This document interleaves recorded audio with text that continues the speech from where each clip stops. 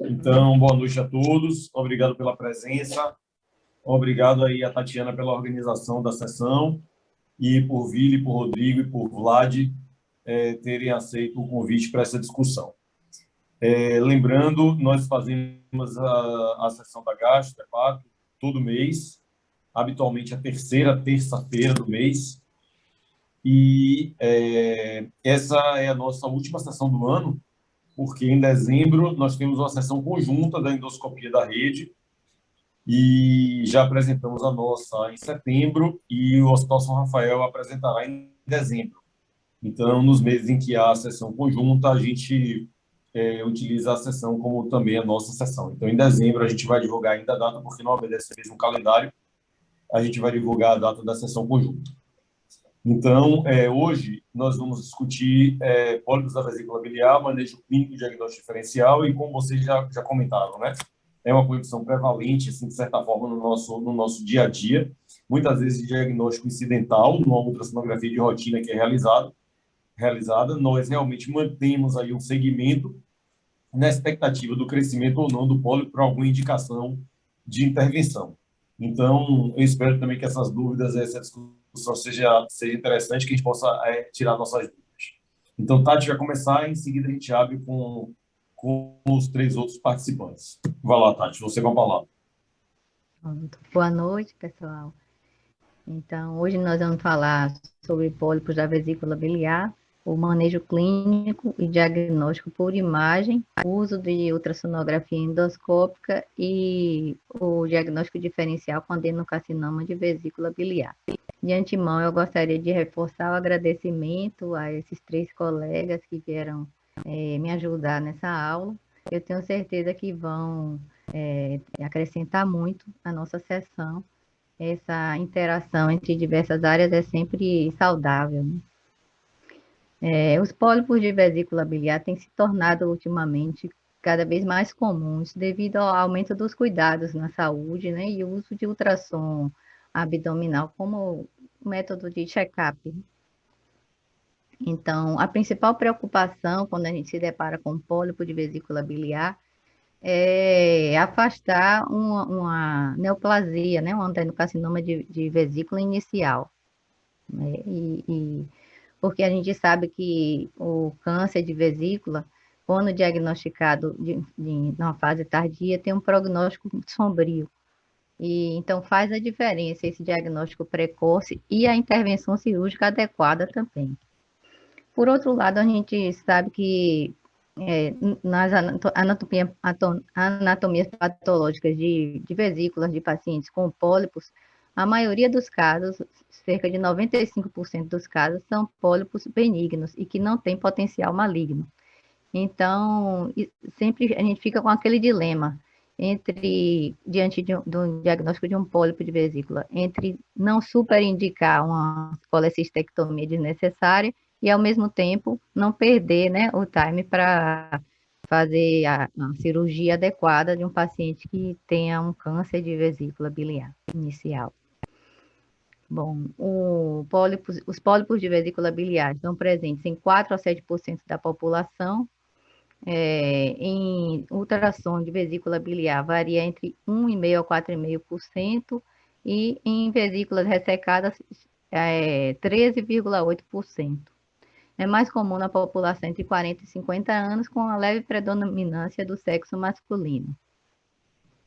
Correspondem a várias condições que causam projeção na luz da vesícula, geralmente são assintomáticos, mas podem apresentar-se com sintomas de colelitíase. Frequentemente são diagnosticados por acaso em exames de imagem ou em exame anatomopatológico de vesícula. A maioria dos casos são benignos, cerca de 95%. Possíveis fatores de risco associados com os pólipos verdadeiros de vesícula são polipose familiar, síndrome de Peutz-Jeghers, síndrome de Gardner e hepatite B. É interessante acrescentar que os fatores ligados à colelitíase, como obesidade, sexo feminino, perda de peso e diabetes, não mostraram maior risco para os pólipos de vesícula. Quanto à classificação, os pólipos são classificados em pólipos benignos e malignos. Dentre os pólipos benignos, tem os não neoplásicos e os neoplásicos. Dos pólipos não neoplásicos, os mais comuns são os pólipos de colesterol, que tem uma incidência de 60% a 90% dos casos e pode levar a sintomas típicos de colelitíase, né? Geralmente por obstrução. Os pólipos inflamatórios são menos comuns, correspondendo a 10% dos casos de pólipos de vesícula. Aparecem como lesões céssicas ou pediculadas e medem, geralmente são pequenininhos, entre 5 e 10 milímetros de diâmetro, mas podem ser maiores também. E a adenomiomatose, que corresponde a um supercrescimento da mucosa com espessamento da parede muscular e formação de divertículo intramural. É mais comum em mulheres, pode ser segmentar, difusa ou então localizada no fundo da vesícula, correspondendo a 25 a 40% dos pólipos de vesícula biliar. Dos pólipos benignos neoplásicos, os mais comuns são os adenomas, que são tumores epiteliais mais comuns, né, da vesícula biliar, correspondendo a menos de 0,5% dos casos. Eles são classificados como papilar ou não papilar no exame anatomopatológico. E os outros tumores, os pólipos neoplásicos, que são muito raros, são os tumores mesenquimais, fibromas, lipomas e hemangiomas. Os pólipos malignos, os mais comuns são os adenocarcinomas, que chama a atenção que eles são muito mais comuns do que os adenomas, né? Ao contrário do que acontece no cólon, em que os adenomas são mais comuns que o adenocarcinoma. Outros tipos de pólipos malignos que podem ocorrer na vesícula são muito raros. Metástase, carcinomas de células escamosas, cistadenoma mucinoso e adenocantoma de vesícula. Aqui algumas ilustrações, aqui são pólipos de colesterol, né? Geralmente são múltiplos e pequenininhos, de cor amarelada. Aqui um adenoma e aqui também de vesícula. Bom, quanto ao risco de malignização, a maioria dos pólipos são benignos e não tem potencial de malignização, com exceção dos adenomas. O risco de câncer de vesícula em pacientes com pólipos é baixo. Foi feito um estudo com mais de 35 mil pacientes adultos com pólipos na vesícula biliar diagnosticados na ultrassom e apenas 19, ou seja, 0,053%, foram diagnosticados com câncer de vesícula. Esse risco é similar ao da população geral. O risco de câncer de vesícula nos adenomas é proporcional ao tamanho do pólipo. O risco geral é de 11,3 por 100 mil pessoas por ano. Nos pólipos menores que 6 milímetros, esse risco vai para 1,3 por 100 mil pessoas por ano. E nos pólipos acima de 10 milímetros, aumenta para 128,2 por 100 mil pessoas por ano. Então, os seguintes fatores de risco são os mais importantes para câncer de vesícula. A dimensão do pólipo é o principal deles.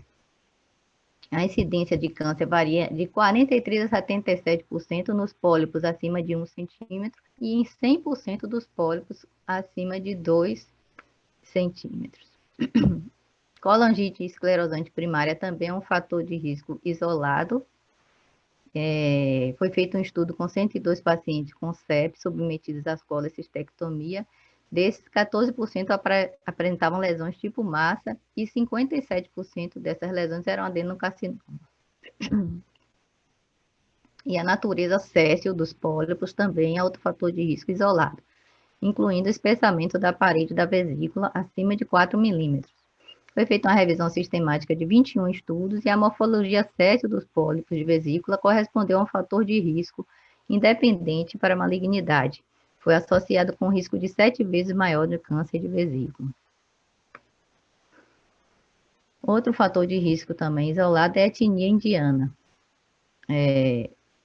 Foi feito um estudo retrospectivo no Reino Unido, em que a prevalência de malignidade nos pólipos de vesícula foi significativamente maior nos indianos quando comparado com outras etnias. Os estudos variam com a prevalência do risco variando de 7 a 13 vezes mais nessa população. Idade avançada também é outro fator de risco, né? Pacientes acima de 50 anos, está associada com um risco maior de pólipos malignos.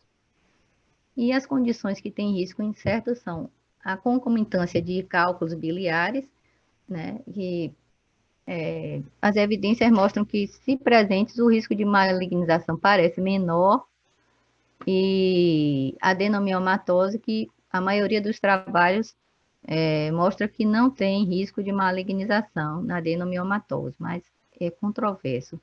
O que a gente sabe é que, quando o paciente tem adenomiomatose, pode ocorrer um retardo no diagnóstico de câncer de vesícula, porque ele causa espessamento, né, da parede da vesícula.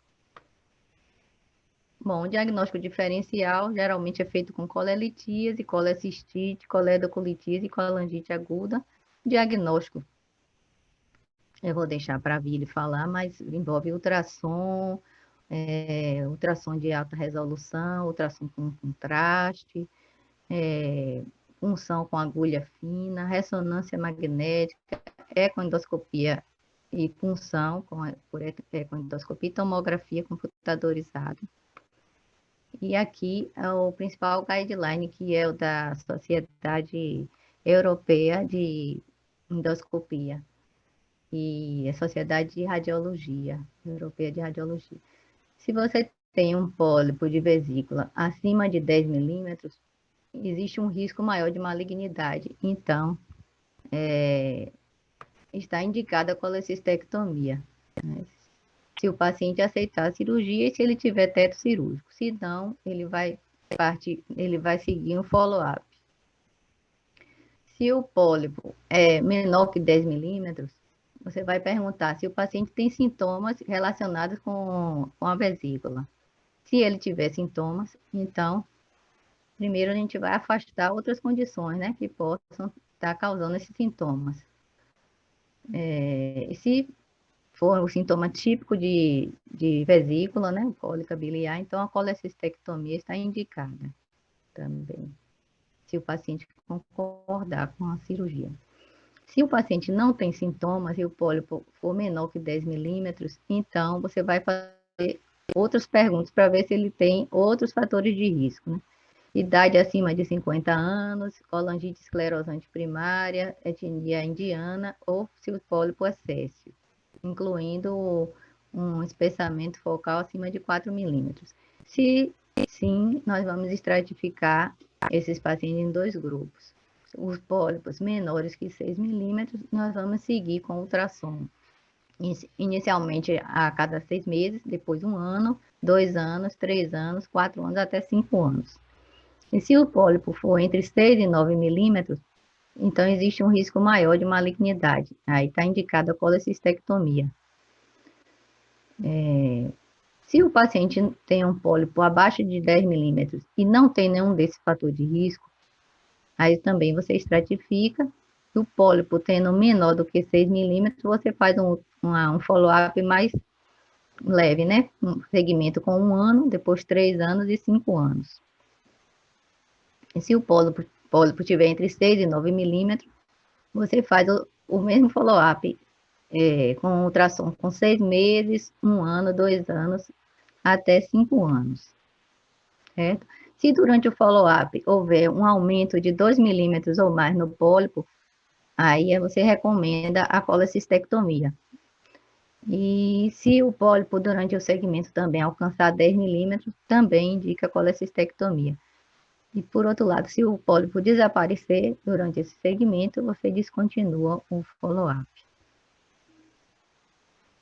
Esse guideline de 2017 é o mais utilizado, mas tem outros guidelines também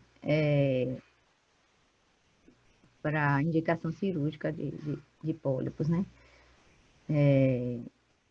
O guideline japonês indica a indicação cirúrgica para pólipos césseis, né, com diâmetro acima de 10 milímetros. Esse é o que eu falei da Sociedade de Radiologia. Esse outro aqui indica colecistectomia em pólipos acima de 10 milímetros, quando tem colecistite ou cálculo de vesícula associado, lesão cesse ou única, com crescimento, um índice de crescimento alto, né? Ou seja, acima de 3 milímetros em 6 meses, ou pólipos adenomatosos. Esse outro guideline baseado no ultrassom também indica cirurgia baseado no tamanho, no espessamento da parede da vesícula, na intensidade, né, no ultrassom, vesícula em porcelana e o tecido, né, ao redor da vesícula, se estiver irregular, e o diagnóstico deve ser feito por ultrassonografistas experientes. E um modelo coreano também que é feito em uma análise estatística. Bom, como considerações finais, então, nós temos que pólipos acima de 10 milímetros têm um risco aumentado de malignidade. Para pólipos entre 10 e 20 milímetros, está indicado colestectomia com dissecção completa da vesícula biliar. Já para pólipos acima de 20 milímetros, a colecistectomia estendida com dissecção de linfonodos e ressecção hepática parcial no leito da vesícula está indicada. Para pacientes portadores de colangite esclerosante primária, está indicado colecistectomia para pólipos acima de 8 milímetros, se o paciente tem cirrose. E se não houver, a colecistectomia está indicada independente do tamanho do pólipo. Em cirróticos com pólipos abaixo de 8 milímetros, o segmento com ultrassom deve ser mais estreito, entre 3 e 6 meses. Um aumento do tamanho do pólipo acima de 2 milímetros durante o segmento representa um sinal relevante e o paciente deve ser encaminhado para a colecistectomia.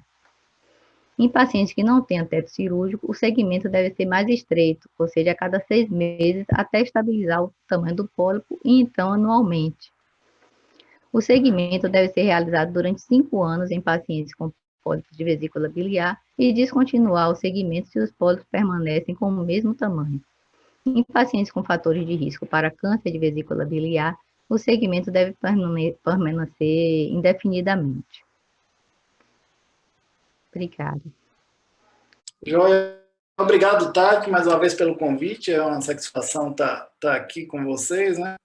Eu vou falar um pouco sobre a parte de diagnóstico, acabo entrando um pouco aí na parte de conduta, mas vocês não levem em consideração aí não, depois de sua apresentação, é muita ousadia eu querer falar um pouco de conduta, mas vamos lá.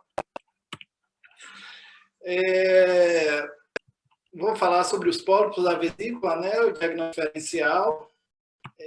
Como eu falei antes, o ultrassom acaba sendo o método mais usado, né? Ele oferece uma excelente resolução. Então, vou voltar aí, desculpa a interrupção, mas eu vou falar mais sobre o diagnóstico por imagem, né, dos pólipos.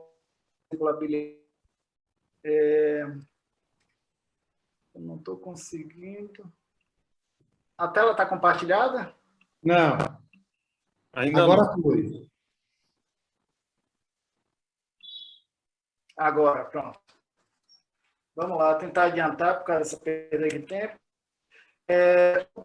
Como eu disse, para avaliação de biliar ideal, né, assim, considerado para o ultrassonografista iniciante, é considerado o melhor órgão para avaliar, né?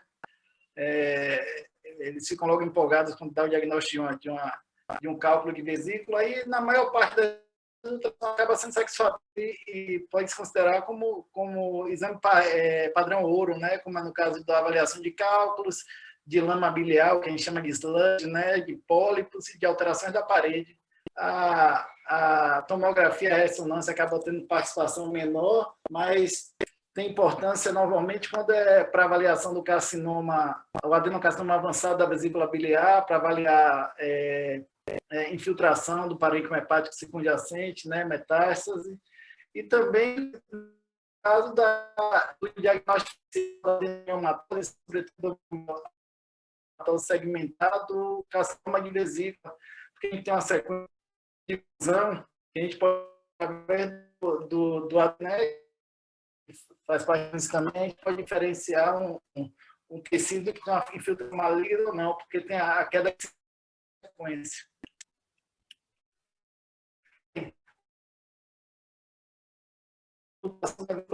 A gente primeiro vê a vesícula, né? Vê se a vesícula é hidrópica, aumentada, né? A gente vê a textura da parede, olha seu conteúdo, vê se é um conteúdo anecoico, vê se tem, dentro dessa vesícula, se tem cálculo, se tem pólipos, como é que está a parede.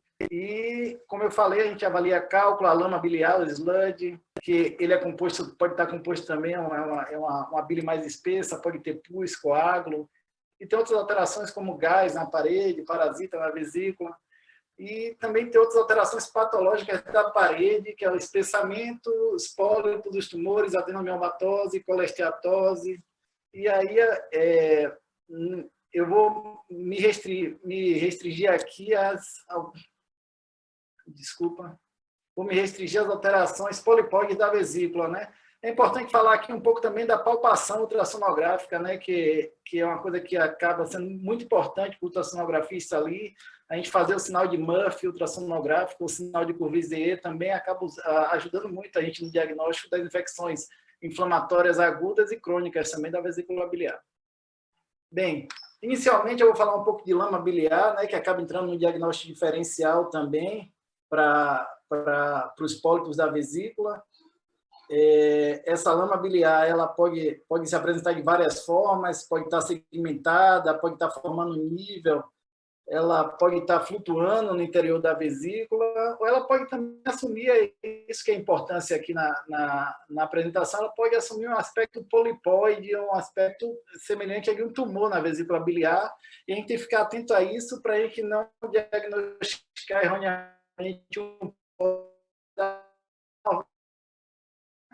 o que uma paciente, essa aqui a gente sempre faz o exame paciente deitado, estado, para ver se tem mobilidade do cálculo, da lama, que seja, a gente vê esse nível formando, né? O paciente deitado, a lama está ao longo da parede posterior, a gente sente o paciente, essa lama ela forma nível mais projetando para o infundíbulo. Às vezes essa lama ela fica bem organizada, que a gente chama de lama tumefeita, que ela faz bem um aspecto de uma lesão polipoide ou tumoral, e aí mesmo com a mobilidade, essa aí que não consegue ter a mobilidade desse conteúdo, e a gente fica na dúvida se é um pólipo ou se pode ser uma bile tumefeita, né? Então, o que a gente pode usar? A gente pode lançar a mão do Doppler para ver se tem vascularização, mas nem sempre o Doppler ajuda, e aí entra também a possibilidade de uso do ultrassom com contraste, que a gente consegue fechar o diagnóstico, né? Esse caso aí, que é uma lesão polipoide na parede posterior da vesícula, que a gente, quando injeta o contraste de microbolhas, a gente vê que não tem nenhum realce pelo contraste, era simplesmente uma lama tumefeita, né? Na posterior da vesícula. Falar um pouquinho também de colecistite crônica, que é fator de risco para câncer de vesícula, e também pode ser considerado diagnóstico diferencial, né?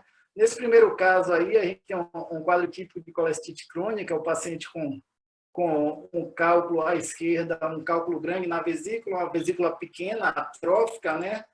E de paredes bem espessadas.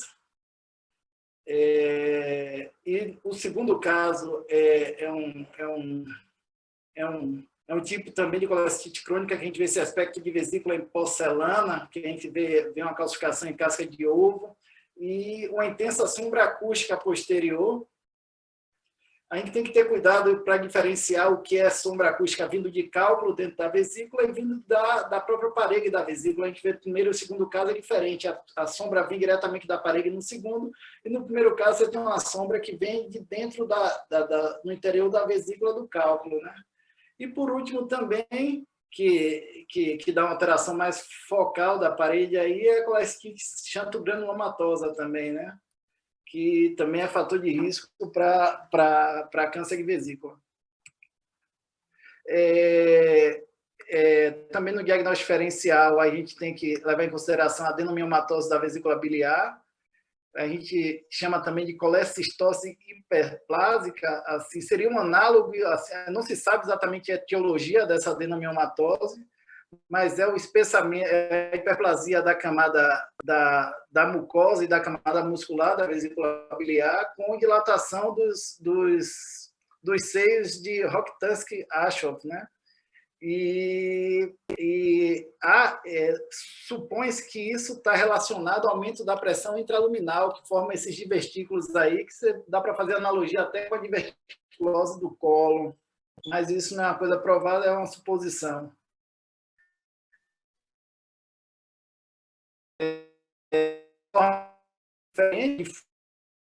Da parede, a forma segmentar, que é só um segmento da vesícula, fica com a parede espessada. Nesse caso aqui, o segundo que eu coloquei, a gente chama até de vesícula em ampulheta, que ela dá esse aspecto de ampulheta, e a forma focal. Nesse último caso aqui, o espessamento da parede fúndica da vesícula, né? Uma forma focal da adenomiomatose. Aí o primeiro caso que eu coloco aqui é um caso de adenomiomatose difusa, você vê o espessamento parietal difuso da parede, a gente vê nessa área de espessamento a gente vê uns pontos ecogênicos, geralmente é deposição de cristais nesses seios de Rokitansky, e também a gente pode diagnosticar pela colecistografia oral, que a gente vê aí o contraste também na parede, que é exatamente essa dilatação do seio de Rokitansky, que com a entrada do meio de contraste a gente consegue ver esses pontos brancos e a parede espessada. Na adenomiomatose segmentar,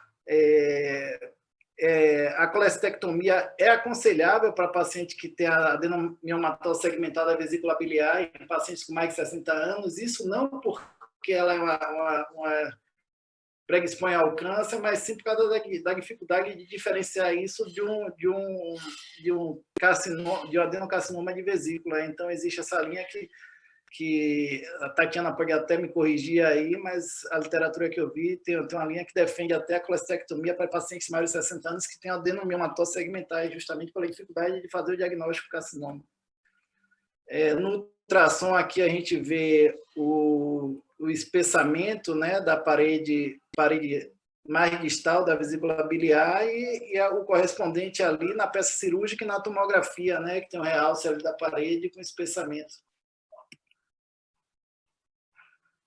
Aqui acabou saindo esse slide errado, que eu coloquei de última hora. Mas aí também é um caso de adenomiomatose focal, com espessamento só no fundo da vesícula biliar ali, a peça cirúrgica ao lado. Outro caso também de adenomiomatose segmentar, com a vesícula em aspecto em ampulheta. O que a gente pode usar também para ajudar nesse diagnóstico é o uso do Doppler Color, que ele faz esse artefato de reverberação justamente quando ele passa por esses cristais que estão depositados nos seios de Rokitansky, aí ele faz esse artefato de reverberação, aí a gente consegue documentar melhor essas alterações da vesícula. Tem que levar em consideração também o diagnóstico diferencial disso em pacientes que têm cirrose hepática, com hipertensão portal também. A gente pode ver essas áreas hipoecóicas aí na parede da vesícula, mas quando a gente aciona o Doppler, a gente percebe que são varizes, né? São varizes da parede, tem fluxo ao Doppler, que a gente vê também na tomografia com aspecto seperinoso aí ao longo da parede da vesícula biliar. Aqui é mais ou menos um resumo do que a Tatiana falou. Eu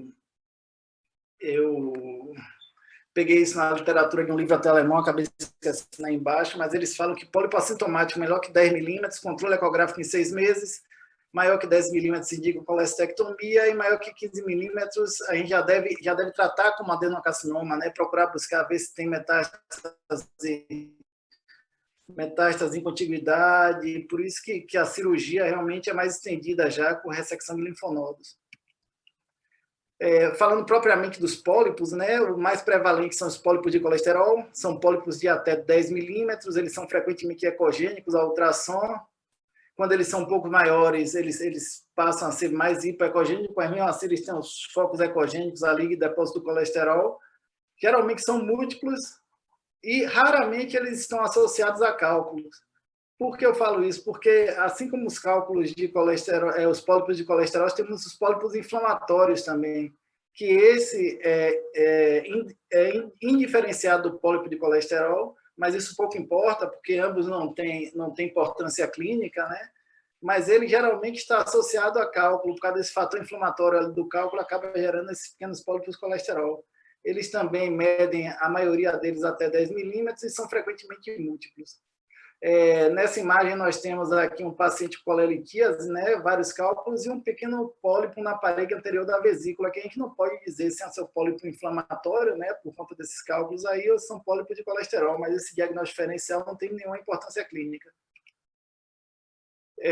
Aqui temos outro caso, né, em modo do exame também de contraste, paciente com múltiplos pólipos, provável de colesterol, só que tem um pólipo que ele tem mais de 1 centímetro, em 10 litros. Então, esse pólipo, ele precisa ser tratado cirurgicamente, né? Tem a indicação da colestectomia. No ultrassom com contraste, a gente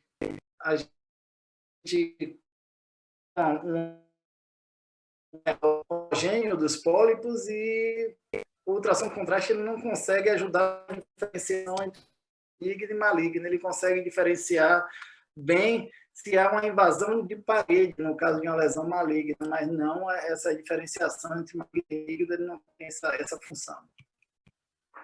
Então, o que eu vinha falando aqui em relação à tomografia, né? A tomografia com contraste ele tem uma acurácia muito baixa, porque o pólipo ele se confunde com a bile, né? Ele fica hipodenso como a bile, mas com o uso de contraste a gente vê que tem uma captação homogênea, e na ressonância também no T2, que a gente vê a bile com alto sinal e o pólipo com falha de enchimento, né? Uma comparação aqui dos dois métodos. Falar agora também do adenoma da vesícula biliar, né? O diagnóstico diferencial dessas lesões polipóides. Geralmente eles são solitários, diferente do pólipo de colesterol e o pólipo inflamatório. Eles geralmente também são maiores de 7 ou 8 milímetros, mas raramente são maiores que 2 centímetros. Tem a superfície lisa ou em couve-flor, né? De aspecto lobulado. Pode ser uma lesão polipóide pediculada de base larga, e ele capta fortemente o meio de contraste, seja esse o gadolínio, o iodo da tomografia, ou o contraste microbolha do ultrassom com contraste. Eles também estão frequentemente associados a cálculos biliares e a colecistite, e é provável essa sequência adenoma-carcinoma, né? Essa diferenciação para carcinoma. Então a gente tem que tomar muito cuidado, porque é uma lesão que tem potencial de degeneração maligna. A probabilidade de degeneração maligna está diretamente relacionada ao tamanho da lesão, como falou Tatiana também. Esse é um exemplo, né, de uma lesão que tem aspecto em couve-flor. A gente vê que nesse modo B é uma lesão que tem mais de 1 centímetro, e com o Doppler, essa lesão ela não tem vascularização evidente ao Doppler, o que seria até interessante aqui a gente usar o ultrassom com contraste para diferenciar isso de uma bile tumefeita, né, já que a gente não consegue ver vascularização somente com o Doppler. Nesse outro caso aqui, a gente já tem uma lesão mais polipoide, com intensa vascularização, né? A gente consegue dar o diagnóstico mais fácil, diferencial aí, com a bile tumefeita. E, nesse caso aqui, o espessamento e a peça cirúrgica aí do adenoma da vesícula biliar. Agora, o câncer de vesícula propriamente dito, como a gente falou, ele geralmente é diagnosticado já em fases tardias, né? Já em estádio avançado. Eles são nitidamente maiores que os demais pólipos que eu apresentei aqui. A maioria deles está associada a cálculos também pelo próprio componente de inflamação crônica da vesícula, que tem uma tendência a ter um risco de levar a uma lesão maligna, né? É visto normalmente, raramente é visto como uma lesão polipóide, normalmente é visto mais como um espessamento parietal irregular da vesícula biliar, e que leva até o diagnóstico diferencial, muitas vezes com adenomiomatose focal. Ele capta o contraste de uma forma heterogênea, diferente dos pólipos que tinham anteriormente. E é importante falar aqui da disseminação precoce, né, para o fígado, para as vias biliares e para os linfonodos regionais. E também quem faz ultrassom, às vezes a gente tem um cálculo grande na vesícula, ele faz sombra, ele pode dificultar o diagnóstico dessa lesão ao ultrassom. A gente tem que tomar cuidado assim, porque pode ser um fator dificultador a presença de um pólipo grande na vesícula biliar. esse é um exemplo de adenocarcinoma da vesícula biliar. A gente vê, ao modo B, a gente vê uma lesão de contornos lobulados relativamente grande, né? E que a gente não consegue definir muito bem ela em relação à parede da vesícula e o tecido hepático circunjacente. E quando a gente injeta o contraste microbolha, a gente vê que essa lesão ainda está restrita aí à parede da vesícula, a gente não consegue ver um componente filtrando o tecido hepático circunjacente. Esse seria uma indicação interessante do ultrassom com contraste. Esse é um caso que a gente vê aqui, o que eu falei, né? Um adenocarcinoma também da vesícula biliar, que tem uma vascularização bem irregular, né? Com associação também embaixo com cálculo, formando sombra, uma vesícula bem alterada. E nesse caso aqui, a gente consegue ver o tecido ao redor também já infiltrado pela lesão, né? Com metástase hepática. Esse caso aqui foi um caso que a doutora Fabiane, que está assistindo a gente aqui, cedeu também, é um caso bonito, que foi da semana passada, por coincidência, minha paciente, doutora Tatiana, né? E é uma paciente obesa que tem um transtorno psiquiátrico e veio para o exame de rotina. Ela tinha uma ultrassonografia do ano passado que só se via colelitíase, e ela repetiu esse ano a ultrassonografia, e a gente vê essa imagem polipóide aí, tem colelitíase ainda no infundíbulo aí, a gente vê essa imagem polipóide no fundo da vesícula biliar. A doutora Fabiane, lógico, queria diferenciar isso de uma bilitumefeita e ligou o Doppler, a gente vê aí que é uma lesão pediculada, tem uma vascularização pós-Doppler bem irregular, e é uma lesão bem suspeita, né? Ela já tem quase 3 centímetros. Eu acho que é uma lesão que a gente já deve considerar, já classificar ela como um adenocarcinoma de vesícula e procurar para ver se tem meta, hepática e outras coisas já para estender essa investigação. O paciente provavelmente vai ter que fazer a cirurgia estendida, né? Obrigado. Pode seguir. Bem, boa noite a todos, novamente, agradecer a Tatiana pelo convite para participar dessa sessão. Bem, eu vou falar de uma forma ampla a ecoendoscopia na avaliação da vesícula biliar, e como as principais indicações da ecoendoscopia nessa avaliação é a avaliação da colelitíase, dentre essa colelitíase, a microlitíase, que é o mais importante para a ecoendoscopia, e lama biliar, a avaliação de pólipos, a avaliação de espessamento da parede da vesícula e o estadiamento do câncer de vesícula. A ecoendoscopia ultrassonendoscópica ele permite uma avaliação mais detalhada, com imagens de alta resolução, devido a essa proximidade maior do probe, que a gente posiciona aqui no bulbo do adenal, da parede da vesícula biliar. E, com isso, consegue um detalhamento maior das lesões na vesícula biliar e da sua parede também. Bom, então, a avaliação da colelitíase, da microlitíase, ultrassom convencional, ultrassom abdominal é o exame de escolha, tá? É um padrão ouro, com a sensibilidade de 98% para detecção de colecistolitíase, sendo que para microlitíase, isso eu quero dizer cálculos menores do que 3 a 5 milímetros, o ultrassom de abdômen convencional ele tem uma baixa sensibilidade, e aí a ecoendoscopia vai fazer essa diferença com a sensibilidade de 96% e a especificidade de 86%. E aí a gente vê essa imagem aqui, como a gente consegue visualizar, a gente vê uma vesícula com a imagem que a gente chama de céu estrelado, que são esses pequenos pontos esbranquiçados aqui, sem sombra acústica posterior, que a gente classifica isso como microcálculos. Nessas outras imagens aqui, a gente pode ver uma imagem clássica, onde a gente vê a vesícula biliar, e a gente vê um cálculo com a sombra acústica posterior, isso aqui é uma litíase biliar.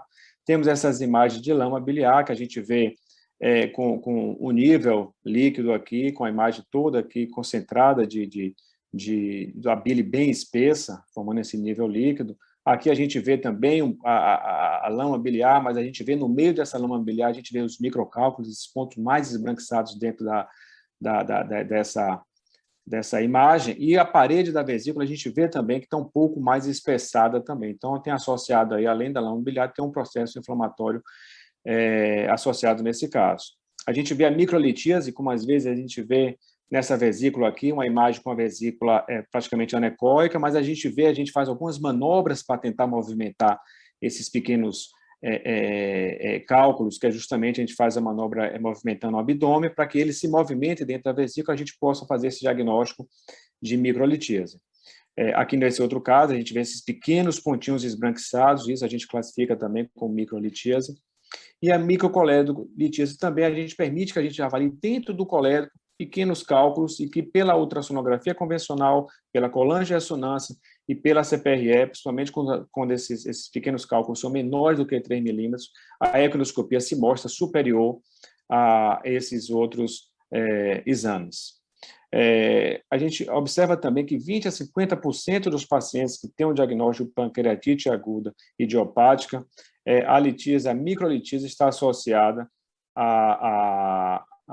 ao diagnóstico da pancreatite aguda. Então, a ecoendoscopia é importante nesse diagnóstico desses pacientes que inicialmente são tidos como pancreatite aguda idiopática, porque a ecoendoscopia permite fazer o diagnóstico da microlitíase, habitualmente não visualizado na ultrassonografia convencional e pela colangio-ressonância. Agora, dentro desse momento, em qual momento fazer essa solicitação da ecoendoscopia? Segundo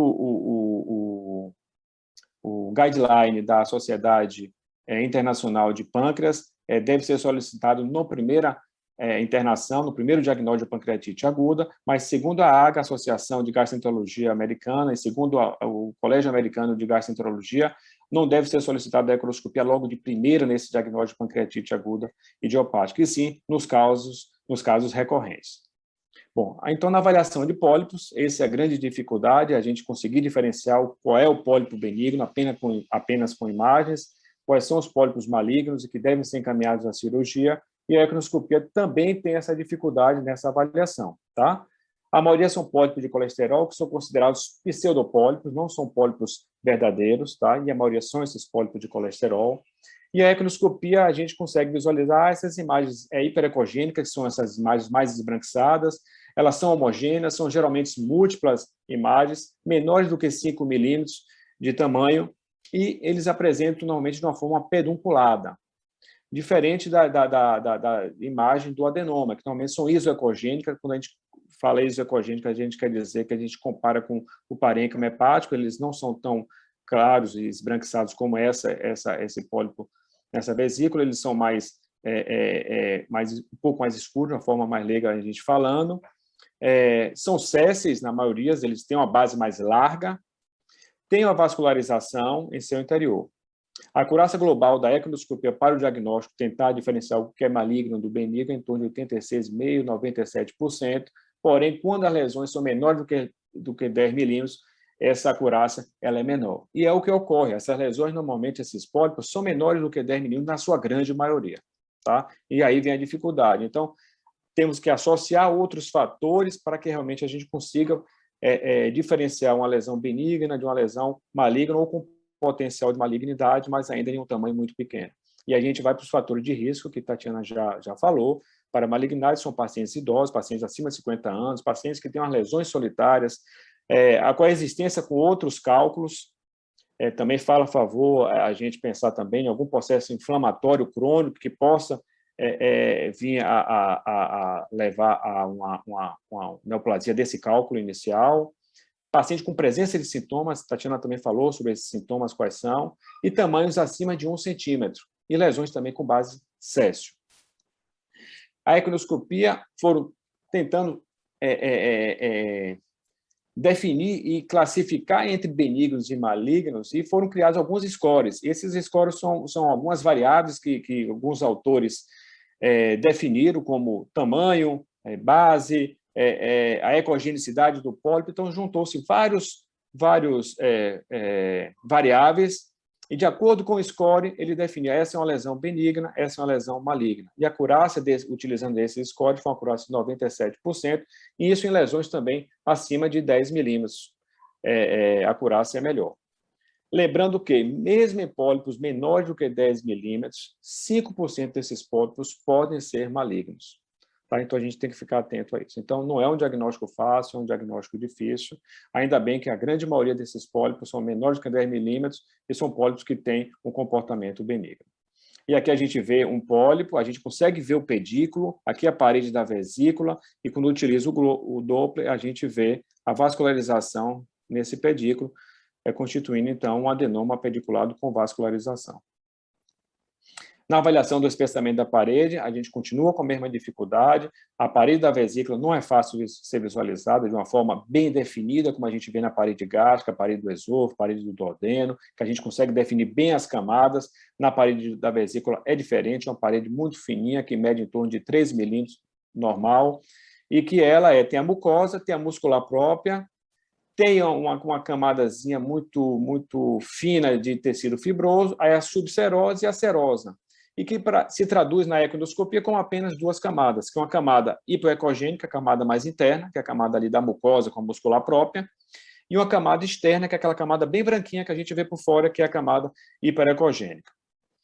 Isso aqui a gente pode ver na neoplasia de vesícula, a gente vê a camada aqui bem branquinha, que é a camada mais externa da serose e subserosa, e a gente vê a camada mucosa aqui espessada, e quando chega no fundo da vesícula aqui, a gente vê praticamente um espessamento difuso no fundo, e a gente não vê mais essa camada serosa ao redor dessa área aqui, isso constituindo uma neoplasia de vesícula biliar.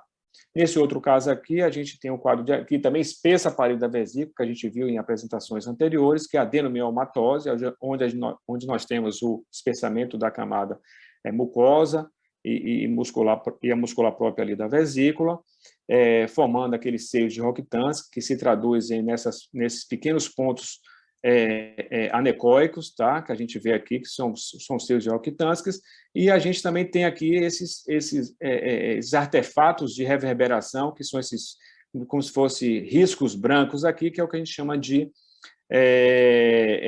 adenomiomatose. Então, é uma constituição desses rabos de cometa, que a gente chama esse artefato, junto com os seios, e aí a gente chama isso de uma adenomiomatose, que pode ser de uma forma fúndica, como nesse caso, que a gente tem uma forma parecendo até um pólipo, e temos uma forma difusa que compromete praticamente toda a camada, a parede da vesícula biliar, e aí se faz o diagnóstico diferencial, muitas vezes difícil, entre neoplasia de vesícula biliar e adenomiomatose. No estadiamento da vesícula biliar, a ecoendoscopia utiliza, isso foi uma classificação que foi definida por um autor japonês, Fujita, que classificou o estadiamento da vesícula biliar de acordo com as imagens da ecoendoscopia em tipo A, B, C e D, e ele considerou o formato do pólipo, a superfície desse pólipo e a sua relação com a parede mais externa, que é essa camada mais esbranquiçada. E com isso ele faz o estadiamento T, onde ele observa que o tipo A, onde são lesões pedunculadas, onde tem uma superfície nodular e a parede externa está intacta, tá? A parede externa está intacta, ele considera isso um estadiamento T, faz uma correlação com o estadiamento in situ. O tipo B, que é onde ele tem uma protrusão ou um espessamento da parede, que essa superfície passa a ser uma superfície irregular, a parede também está intacta, ele é um T1, T2. O tipo C, que é também um espessamento, tem uma protrusão, a superfície é irregular, porém, a parede hiperecogênica aqui já está um pouco, vamos dizer assim, irregular, essa parede já tocando a subserose, como se estivesse tocando já a subserosa, não ultrapassando a serose. Então, seria um T2. E o tipo D, que é o câncer avançado, que ele também tem uma protusão, um espessamento de parede, uma superfície irregular, como naquele caso anterior, já uma ruptura da parede da serosa, e aí ele seria uma classificação T3 e T4, e que é muito bem avaliado pela tomografia. A neoplasia de vesícula, o T3, quando a gente tem a tomografia aqui, onde a gente consegue ver a parede, um realce aqui nessa parede do corpo da vesícula, e a gente não consegue mais visualizar aqui o realce aqui da parede da vesícula por invasão tumoral, e que se traduz na ecoendoscopia através dessa imagem aqui também, essa protrusão na parede da vesícula, onde a gente não define também a parede externa, quer dizer, a serosa da vesícula biliar. Bom, em relação às indicações de eco, são indicações com punção, são indicações muito restritas, apenas quando existe uma dúvida diagnóstica entre uma lesão benigna e uma lesão maligna, pacientes de alto risco cirúrgico, pacientes idosos, pacientes que não querem ser submetidos a uma ressecção da vesícula biliar devido ao seu risco cirúrgico, pacientes com câncer ressecável da vesícula biliar, não é só adenocarcinoma, a gente viu que não é só adenocarcinoma que a gente tem na vesícula biliar, mas raramente podemos ter tumores neuroendócrinos com 2,5%, sarcomas, linfomas, que são, principalmente o linfoma, que é um tumor que seria, no caso, aí, acho que só quimioterapia, não teria o tratamento, acho que o Rodrigo depois pode esclarecer, e lesões avançadas da vesícula biliar com metástase para fígado e linfonodos. Porém, nessas situações aí, deve-se dar preferência à punção das lesões outras que não sejam da vesícula biliar. Por exemplo, o fígado, tentar biopsiar esse nódulo no fígado, linfonodos, normalmente o câncer de vesícula traz linfonodos ali, loco-regionais, que podem ser acessados de uma forma mais segura. E as contraindicações dessa punção, justamente, não está indicada para avaliação de pólipos da vesícula biliar e não está recomendada para lesões ressecáveis cirurgicamente. Então, a partir do momento que é uma lesão que tem uma indicação cirúrgica, esse paciente deve ir para a cirurgia, para um diagnóstico em peça e não ser submetido a uma ecoendoscopia com punção. Essa punção é uma punção segura, sendo que deve-se evitar passar por dentro do lúmen da vesícula. Então, deve-se buscar a parede onde a lesão está. Vou voltar aqui. Deve-se, então, buscar a parede onde a lesão está localizada e, de uma forma paralela a essa lesão, se colher o material. Deve-se evitar fazer esse trânsito da agulha por dentro do lúmen da vesícula biliar, devido ao risco de peritonite por derramamento de bile no peritônio, tá, causando a peritonite. E existem relatos também de disseminação peritoneal neoplásica. Tá? Então, o que deve ser feito, então, quando precisar, quando estiver bem indicado, é que você faça essa punção, tentando tangenciar a lesão aqui e evitar o lume da vesícula biliar. E isso consegue ser feito com baixos riscos, baixos índices de complicações e de uma forma segura. Está aqui a punção, está aqui a lesão, e aí, de uma forma perpendicular aqui, você consegue biopsiar a lesão e fazer esse diagnóstico. Bom, a sensibilidade, então, da ecoendoscopia para essas massas, através da punção, é uma sensibilidade e especificidade elevadas, com acurácia também bastante boa, e de 80% a 100%, especificidade de 100% e acurácia de 83% a 100%. Então, casos muito restritos, a gente consegue indicar essa punção por ecoendoscopia, senão ela vai para um diagnóstico realmente cirúrgico em peça. Bom, a ecoendoscopia, então, é um exame de grande importância na avaliação da vesícula biliar, permite identificar a litíase oculta, define pacientes que serão submetidos a CPRE, de uma forma evitando que os efeitos, as complicações de uma CPRE no exame diagnóstico, classifica de forma acurada lesões polipóides e até a ecoendoscopia com punção em casos específicos e também estadiando o câncer da vesícula biliar. Bom, era isso. Obrigado. A gente vai passar para o Rodrigo e aí depois a gente discute. Perfeito. Obrigado a todos, obrigado, Tati, pelo convite. Vamos falar agora sobre algo que ninguém quer chegar, que é o diagnóstico de adenocarcinoma de vesícula biliar. E eu fiz aqui uma brevíssima revisão só para a gente contemplar o adenocarcinoma e fechar as exposições. A gente sabe que o adenocarcinoma de vias biliares ele se divide em colangiocarcinoma versus adenocarcinoma da vesícula biliar. No colangiocarcinoma, nós temos 3 segmentos anatômicos. Nós temos o colangiocarcinoma intrahepático, que vai até os segmentos secundários dos ductos biliares. Nós temos o colangiocarcinoma hilar, onde ele compreende o hilo das vias biliares, com o ducto hepático comum direito e esquerdo, e nós temos o adenocarcinoma de vias biliares, ou colangiocarcinoma distal, que compreende o ducto biliar comum. A gente tem uma epidemiologia diferente entre o colangiocarcinoma e o adenocarcinoma de vias biliares. Existe realmente uma variação geográfica, que reflete a incidência dos principais fatores de risco. Quando nós vemos o colangiocarcinoma, ele é endêmico na Ásia, principalmente onde existe uma maior incidência dos parasitas de vias biliares, principalmente do gênero Trematoda. ele é endêmico na Tailândia, na Coreia, em Taiwan, em Vietnã e na China. Tanto que muitos dos estudos que nós temos de colangiocarcinoma vêm de países asiáticos. Já o adenocarcinoma de vesícula biliar, ele é principalmente endêmico aqui na América do Sul, principalmente Bolívia, Chile e Equador. O Chile realmente é um dos tipos de câncer mais comuns que existem naquele país e provavelmente está relacionado com aumento de incidência de litíase biliar, pela infecção pela salmonela também. Claro que devem ter fatores genéticos não conhecidos das pessoas que nascem por lá. Como principais fatores de risco, nós temos fatores de risco diferentes entre o colangiocarcinoma e o carcinoma de vesícula biliar.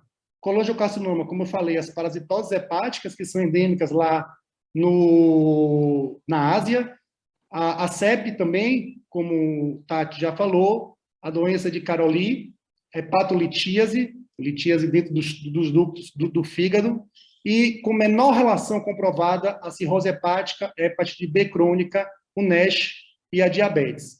Porém, nós vemos no dia a dia que o colangiocarcinoma, a grande maioria a gente não consegue identificar fatores de risco propriamente dito. Já no carcinoma de vesícula biliar, que é o cerne dessa exposição, ela está relacionada à inflamação crônica da vesícula biliar, através da irritação na parede da vesícula. E a litíase biliar, ela é o principal fator de risco. Nós vemos que o adenocarcinoma de vesícula biliar, ele está amplamente relacionado à colelitíase, cerca de 70% a 90% das vezes o paciente tem colelitíase associada, porém, uma mínima porcentagem de pacientes com colelitíase desenvolvem carcinoma de vesícula biliar, geralmente cerca de 0,5% a 3% a variação na literatura, e ele está amplamente relacionado à vesícula de porcelana, que a gente aprende lá desde a propedêutica. Os grandes pólipos de vesícula biliar, principalmente maiores que 10 milímetros, eles estão relacionados a carcinoma de vesícula biliar, como Tati e Vili falaram, e também anomalias anatômicas de vias biliares, sejam elas congênitas ou adquiridas, como também o CEP, que Tati também falou. Nós temos, principalmente no Chile, Bolívia e Equador, a infecção crônica pela Salmonella typhi e também por outra Helicobacter que persegue vocês, gastros. Dessa vez, o Helicobacter bilis também está relacionado ao aumento do risco de carcinoma de vesícula biliar. E a obesidade também é observado como um fator de risco. A apresentação clínica é diferente, só para focar aqui, no caso do tumor de primário de vesícula biliar, nós temos duas entidades, ou paciente sintomático ou achado incidental.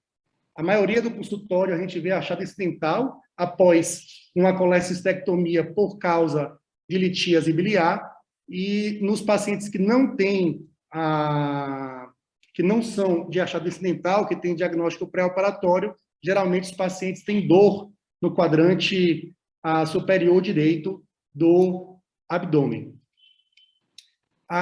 Quando um paciente apresenta carcinoma de vesícula biliar, ele pode apresentar-se em 3 situações distintas. Ele pode ter o diagnóstico radiológico já no pré-operatório, ele pode ter o diagnóstico no intraoperatório, quando o cirurgião está realizando a colecistectomia, ou o diagnóstico pós-operatório, que é o diagnóstico incidental. No pré-operatório, infelizmente, a maioria dos casos é avançado, com tumores geralmente ressecáveis, no paciente sintomático, que levou ao diagnóstico pré-operatório, e tem o famoso sinal de Courvoisier, que é a vesícula palpável indolor, que a gente aprende também lá na propedêutica. No intraoperatório, durante a exploração cirúrgica por colecistectomia por litíase biliar, se o cirurgião faz uma suspeita diagnóstica no intraoperatório, ele deve proceder uma ressecção mais ampla, com a cunha do leito hepático da vesícula biliar e a linfadenectomia. E no pós-operatório é o achado incidental, geralmente são tumores iniciais, assintomáticos, ou apenas com sintomas de litíase biliar, logicamente, e chega a quase 3% das colecistectomias, mais uma variação ampla aqui de 0,2% a 2,9%. Antes da cirurgia de colestectomia por litíase biliar, o gastroenterologista deve avaliar a necessidade de exames além da ultrassonografia. Quando? Quando o ultrassom mostra a presença de calcificação, massas na parede da vesícula biliar, pólipos de vesícula maior que 1 centímetro, perda da interface entre parede de vesícula biliar e fígado, infiltração hepática ou aumento da espessura da vesícula biliar não explicada pelo grau de colelitíase. Vili já falou isso, e vamos ressaltar que, ao indicar a colestectomia, encaminhar para o cirurgião, se houver algum desses achados no ultrassom, proceder à propedêutica armada com outros exames radiológicos para avaliar o risco de ser um adenocarcinoma de vias biliares. Nós temos o estadiamento padrão, que é do AJCC, que eu não vou ficar dissecando aqui, é o TNM, mas vale a pena diferenciar aqui o T1A do T1B, porque modifica a conduta. O T1A invade apenas a lâmina própria e T1B já invade a camada muscular. Por que é importante? A gente tem algumas questões aqui. Quando o paciente tem um T2, que ele já invade o tecido conectivo perimuscular no lado peritoneal, ou já invade o tecido conectivo hepático no lado hepático, nós temos que os pacientes que têm o tumor na margem peritoneal, eles têm melhor prognóstico do que os pacientes que têm tumor na margem hepática. Isso provavelmente está relacionado à drenagem linfonodal. Já os pacientes que têm um estádio 1 de adenocarcinoma de vesícula biliar, provavelmente a grande maioria avaliados em achados incidental após colestectomia por litíase biliar. Nós temos um grande estudo retrospectivo no banco de dados do Instituto Nacional do Câncer dos Estados Unidos, que avaliou 2.788 pacientes submetidos com diagnóstico de adenocarcinoma de vias biliares, sendo 40% desses considerados T1A ou T1B. Quando a gente disseca esses dados, nós vemos que no tratamento cirúrgico, quando é T1A versus T1B, não faz diferença fazer a colestectomia simples ou a colestectomia ampliada ou a colestectomia radical. Porém, para o estadio T1B, quando se invade já a camada muscular, a gente vê que os pacientes submetidos à colestectomia ampliada ou com dissecção linfonodal, ele tem melhor prognóstico em sobrevida em relação aos pacientes que fazem a colestectomia simples. Então, através desses dados retrospectivos, nós trazemos para a definição de conduta, se o paciente é T1A ou se o paciente é T1B. De que forma? Se o paciente tiver o achado incidental na patologia ou no intraoperatório, se esse paciente for T1A com margens negativas, esse paciente vai apenas para segmento, porque nós vimos que as curvas de sobrevida não são diferentes entre o paciente que fazem apenas colestectomia simples dos pacientes que fazem a colestectomia radical ou com dissecção linfonodal. Já o paciente que tem pelo menos T1B ou mais, a esse paciente tem que ir para o estadiamento oncológico. Se ele for ressecável, esse paciente tem que ser reabordado para a ressecção do leito hepático da vesícula biliar e a linfadenectomia com ou sem excisão do resto do ducto biliar, se tiver comprometimento. Após a cirurgia, discutir tratamento adjuvante. E se esse paciente for irressecável, aí é uma discussão multidisciplinar oncológica. Já o paciente que tem o diagnóstico no pré-operatório, ou seja, antes da cirurgia, nós temos sintomas geralmente, então passa-se a etapa do achado incidental e segue a mesma questão após o estadiamento oncológico. Se ele é ressecável, ele vai para uma cirurgia estendida e, posteriormente, discutir tratamento adjuvante, e se ele é irressecável, vai para a discussão multidisciplinar. Nós temos papel para quimioterapia adjuvante, ou seja, quimioterapia preventiva, temos desde 2017. Até 2017, nós não tínhamos nenhum estudo randomizado indicando o papel da quimioterapia nesses pacientes, mas atualmente nós tivemos a publicação do estudo BioCap, que, após a ressecção do tumor de vesícula biliar, isso aqui inclui, na verdade, também os colangiocarcinomas, esses pacientes foram randomizados para ressecção ou capecitabina, que é o famoso Xeloda, por 8 ciclos. E o uso do Xeloda, ele levou a um aumento da sobrevida livre de progressão e o aumento da sobrevida global pulou de 36 meses para 51 meses de sobrevida global mediana, levando ao padrão atual de tratamento após a cirurgia em pacientes com intenção curativa, o uso da capecitabina. Já no paciente metastático, nós temos como primeira linha o uso da combinação da cisplatina com gemcitabina desde 2010, e desde então nada melhorou. Nós temos uma sobrevida global mediana de apenas 11,7 meses, aqui incluindo colangiocarcinoma e adenocarcinoma de vesícula biliar, e novos tratamentos, eles são importantes que venham, e os novos tratamentos estão vindo a partir do entendimento das vias moleculares que indicam o tratamento-alvo dirigido. Temos identificado várias mutações, como o IDH1 e a fusão do FGFR, além da hiperexpressão do HER2, o que leva a tratamentos que ainda são experimentais, mas que certamente no futuro próximo vão ser indicados.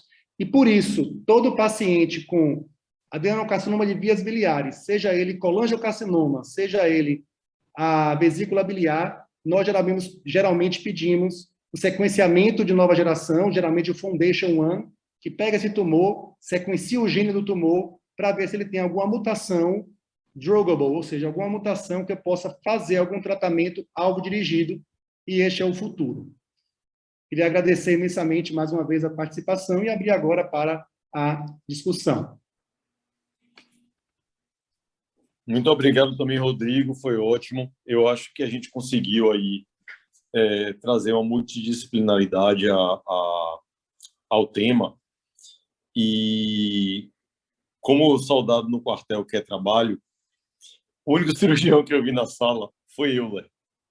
Então, se antes da gente abrir, Euler quisesse manifestar de alguma maneira em relação ao que viu da apresentação e se tem alguma observação a fazer em relação especialmente às indicações cirúrgicas dos pólipos de vesícula, fique à vontade, Euler.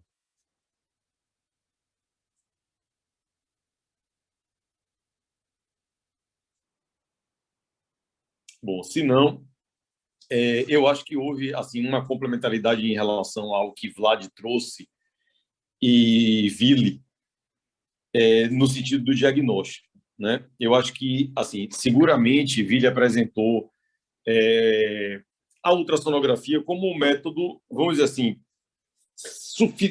não sei se a palavra seria suficiente, mas um método que nos atende muito bem em relação ao diagnóstico dos pólipos de vesícula.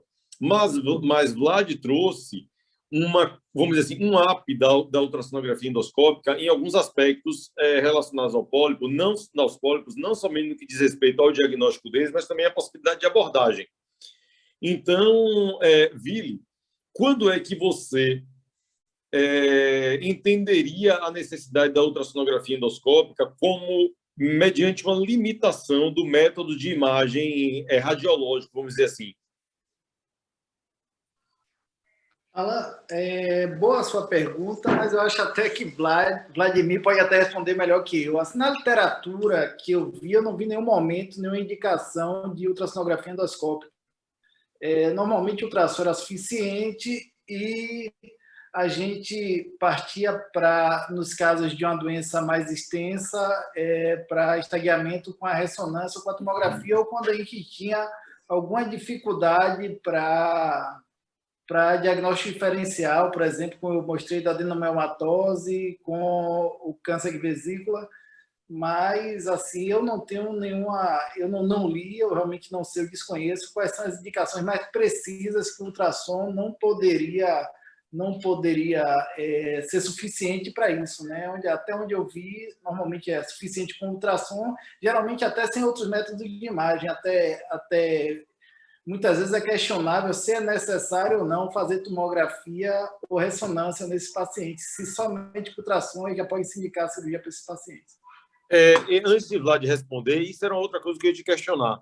Se, assim, se a gente se contentaria com a ultrassom ou se, de fato, há espaço, sendo muito objetivo, assim, no ponto de vista da investigação do paciente, se existiria espaço para um outro método de imagem. O consenso fala que se você tem invasão da parede, né, que normalmente a gente já pega um tumor mais avançado, ele pede para você continuar a investigação com ressonância magnética, mas ele mesmo questiona se traz informação adicional. Eles não conseguem provar que isso vai trazer informação adicional, mas eles orientam, em casos avançados, você proceder com ressonância magnética. Foi até o que o Rodrigo falou também, né? Seria interessante para afastar definitivamente metástases intrahepáticas, linfonodos mais proeminentes. Eu sei que o ultrassom vê bem, mas veria o abdômen como um todo também, né? Mas um panorama mais carcinomatose peritoneal. Mas a pergunta é a seguinte: isso vai, assim, no caso, a metástase em continuidade ali do fígado, a gente vai conseguir ver pela ultrassom. A pergunta é se isso vai mudar a conduta cirúrgica. Se vê metástase tipo carcinomatose peritoneal ou outras lesões, sim, mas propriamente do estadio T, acho que não. Ok. Vlad. Só complementando, Alan, o que ele falou, eu concordo com o que ele falou, até porque a gente observou, o Tati trouxe vários guidelines ali, de várias sociedades, e nenhum mostra, encaixa muito bem a ecoendoscopia ali, acrescentando algo a mais do que a ultrassonografia bem feita, bem realizada por um profissional experiente. Quando o pólipo é acima de 10 milímetros, que gera um pouco de preocupação, esses pacientes já estão indicados à abordagem cirúrgica. Tá? Uhum. E Vili trouxe imagens muito boas ali pela ultrassonografia convencional, permite imagens com definição excelente, permite outros recursos adicionais que ele pode utilizar, o contraste, para poder tirar qualquer dúvida se é um aglomerado ali de cristais ou se é realmente um pólipo. Então, acho que o ultrassom resolve muito bem para essas lesões abaixo de 10 milímetros, sem necessidade da ecoendoscopia. E outra coisa, a ecoendoscopia poderia fazer a punção, mas para pólipos pequenos não está indicado fazer punção para a ecoendoscopia. Tá? Uhum. Então, acho que a ultrassom poderia fazer o segmento desses pacientes, sim. Perfeito. Eu queria... Assim, eu acho que o maior dilema é quando tem uma lesão inicial, T1, que muda a conduta cirúrgica, né, Rodrigo? Então, se você tem uma lesão T1 ou T3 e T4 e a ultrassom convencional transabdominal, não, eu acho que dificilmente dá essa diferenciação. E aí, talvez a ultrassom endoscópica, isso que eu vi nos estudos que eu vi, isso que aí seria indicada a ultrassonografia endoscópica para diferenciar entre o T1 e o T3, que aí a conduta seria uma cirurgia mais alargada, né? Mas eu não sei, na prática, eu acho que isso é tão raro que, né, devido à raridade, a gente não... Eu acredito que quando se tem um diagnóstico sugerido de adenocarcinoma, de câncer de vesícula biliar pré-operatório através do exame de imagem, o cirurgião sempre vai proceder a cirurgia estendida, com a ressecção do leito hepático, mais a linfodenectomia regional, visto que existe uma grande chance dele ser, no mínimo, T1B, que aí já seria essa a cirurgia proposta. A colestectomia simples, ela geralmente só é procedida no achado incidental, após o diagnóstico, apenas após o anátomo patológico. Mas se tem no pré-operatório, provavelmente a conduta é a cirurgia estendida com linfodenectomia e ressecção do leito hepático. E uma outra questão, Rodrigo, assim, talvez seja para você, né, enquanto oncologista, possa ser uma realidade mais próxima, mas para nós, eu acho que, assim, na maioria das vezes, a gente termina entendendo e até encarando a polipose da vesícula como uma condição relativamente simples, porque na maioria das vezes a gente acompanha, inclusive, os pacientes com pólipos pequenininhos e que alguns, inclusive, nunca excedem o tamanho para a indicação cirúrgica, né? Então, assim, eu acho que o que você trouxe também complementou, assim, e ampliou um pouco a nossa visão de que muitas vezes não são condições tão simples assim, né? Existem lesões agressivas e extensas, existe espaço aí, como você colocou, para tratamento quimioterápico em algumas situações, e isso para a gente, pelo menos para mim, assim, a gente vê um pouco distante da realidade do pólipo da vesícula. Então, eu acho que a atenção em relação a essas lesões, assim, sempre merece se ter, né? Com certeza, principalmente levando em consideração o tamanho, como todos os Exato. estudos mostraram, além do tamanho, a velocidade de crescimento. Eu acho que é fundamental que o gastroenterologista siga os guidelines para que indique o tratamento precoce se complementar, se incluir nos guidelines a indicação cirúrgica, com certeza. Perfeito, exatamente. Vlad, você abriu o microfone e fechou. Bom, vamos lá.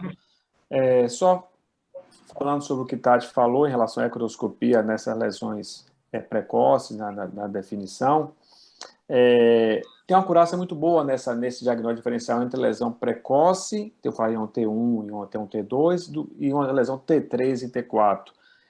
A tomografia também tem para poder fazer esse diagnóstico diferencial, se é uma lesão já avançada ou se é uma lesão ainda restrita ali à vesícula.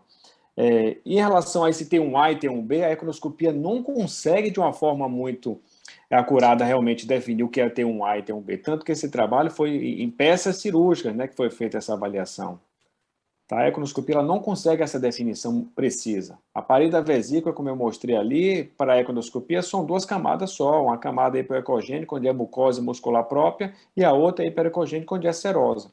Então, esse detalhe nessa visualização da camada, a ecoscopia tem a sua limitação do método. E para diagnóstico entre precoce e avançado, a tomografia acho que poderia ajudar de uma forma muito precisa. Exato. Eu também acho, eu entendo que a imagem aí talvez realmente seja o que a gente lança a mão com mais facilidade e com mais frequência, né, para a definição desse tipo de questão. E de uma forma mais rápida, de uma forma mais segura, Exato. porque não são exames invasivos, e onde você consegue, de uma forma mais barata também, que você consegue fazer esse diagnóstico. Perfeito. Só acrescentar aqui também a fala de Vladimir em relação à tomografia. Realmente, a tomografia e a ressonância consegue fazer essa diferenciação no avançado, mas o ultrassom, com o advento do contraste, agora o ultrassom, a gente também consegue fazer um diagnóstico preciso da infiltração do parênquima hepático circunjacente, porque a gente, na fase tardia, a gente tem um washout desse parênquima e a gente consegue, inclusive, comprovar que aquilo é uma lesão maligna, que é bem característico do ultrassom contraste, ou seja, é o que eu falei ali, o que é que a gente pode... Quando se começou a estudar contraste ultrassonográfico para pólipo, a intenção era tentar diferenciar um pólipo benigno de um pólipo maligno. E se percebeu que não é possível através do contraste, a gente não tem um washout, então não serviu para isso. Mas assim ficou bem definido para diferenciar, como eu falei, de lama organizada e de infiltração ali do parênquima hepático, a gente consegue ver muito bem com o contraste definir também. E, Tati, uma coisa também que normalmente a gente define é que, assim, pólipo na vesícula é assintomático, é uma imagem aderida à parede, não tem nenhuma sintomatologia, enfim. Então, eu queria só que você colocasse melhor do ponto de vista da explicação de quais seriam, assim, as características, as condições do pólipo que poderiam determinar a sintomatologia. Bom, geralmente, quando os pólipos maiores, né, os pólipos causam obstrução mesmo.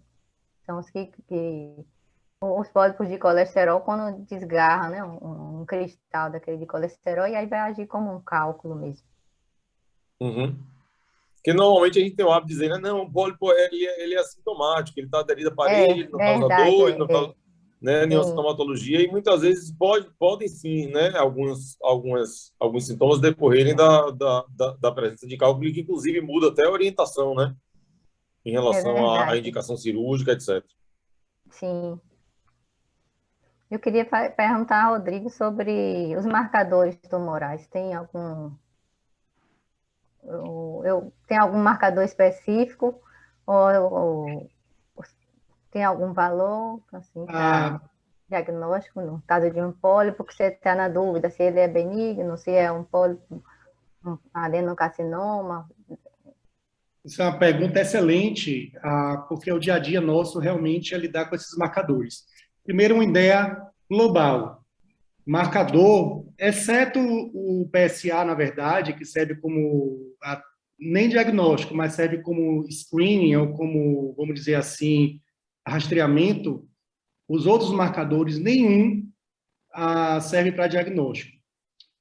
Por quê? Porque a sensibilidade é alta, mas a especificidade é muito baixa. Diversas condições benignas podem levar os marcadores tumorais. As vias biliares, as vias pancreatobiliares, geralmente estão relacionadas ao aumento do CA19-9, que é um marcador que geralmente eleva-se nessas situações.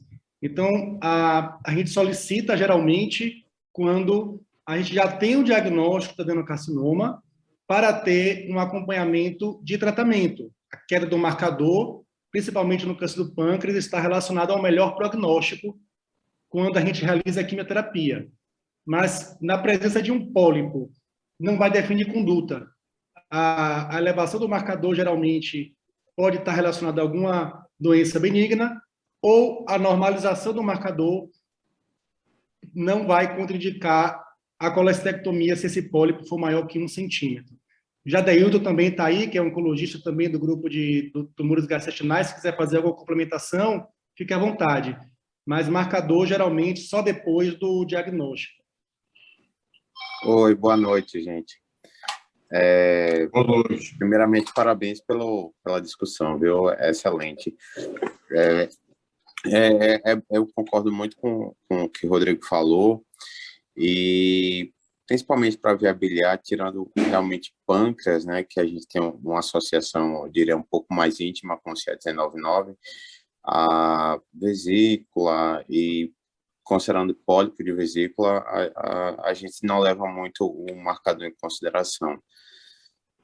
Até porque quando a gente vê, por exemplo, o marcador muito aumentado numa doença oncológica de vias biliares, a gente acaba pensando mais numa doença talvez um pouco mais avançada, e acho pouco provável a gente ter uma doença tão avançada em que a gente não pense em câncer. Então, para o pólipo em si, eu não levaria em consideração como diagnóstico diferencial.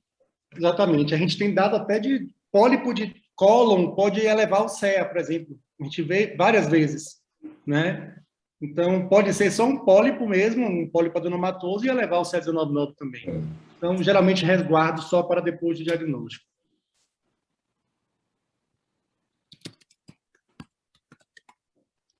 Alguma questão a mais? Alguém quer fazer algum comentário, algum questionamento? Pessoal. Eu queria perguntar ao Billy se aqui no dia a dia é comum pedir ultrassom com contraste e ultrassonografia de alta resolução está disponível lá aí na cardio ou não?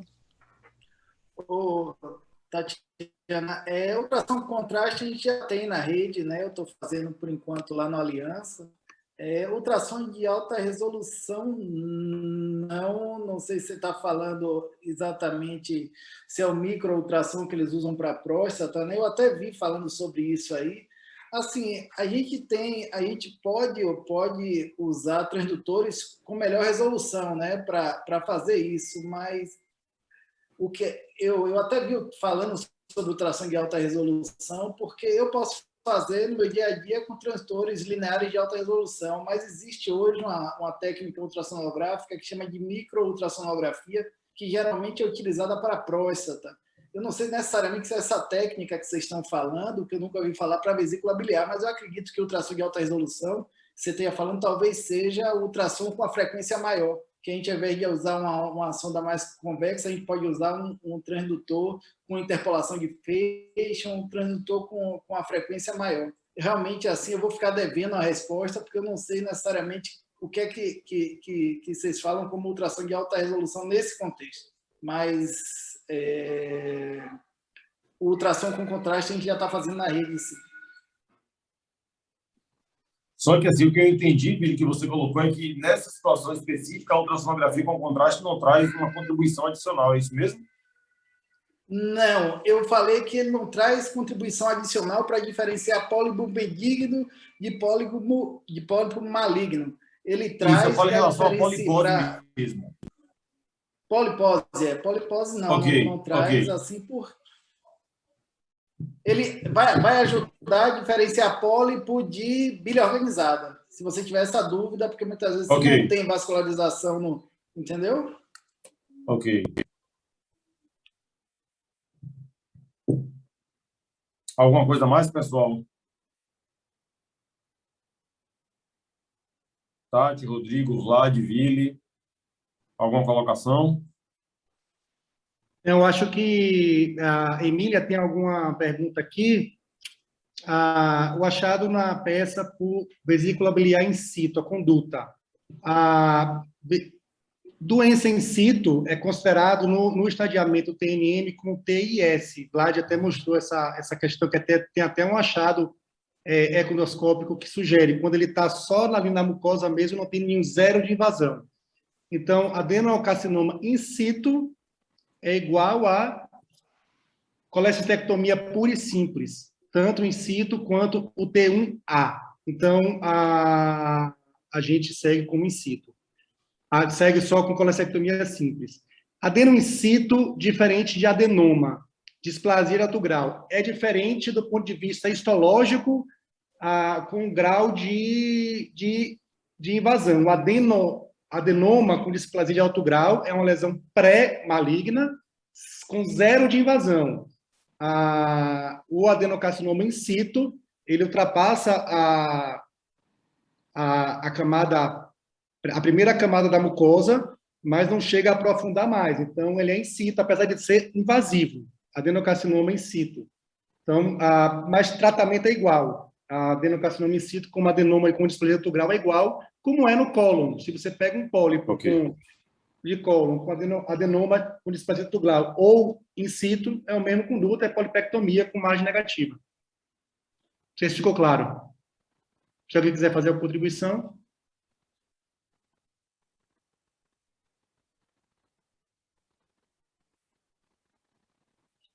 O que é, Lanzinho? Bom, eu acho que é isso, gente. Mais uma vez, muito obrigado aí. A Emília responde, Rodrigo, agradecendo. Queria, mais uma vez, agradecer a todos, a Tati pela organização aí do fórum, a vocês por terem contribuído brilhantemente em relação ao conteúdo e a discussão. E agradecer a todo mundo pela participação nos nossos fóruns ao longo do ano. Como eu coloquei, em dezembro, o fórum é conjunto da gastro regional e a gente da endoscopia, na verdade, regional, e a gente retorna a partir de fevereiro, tá? Então, muito obrigado aí, boa noite para vocês e até uma próxima.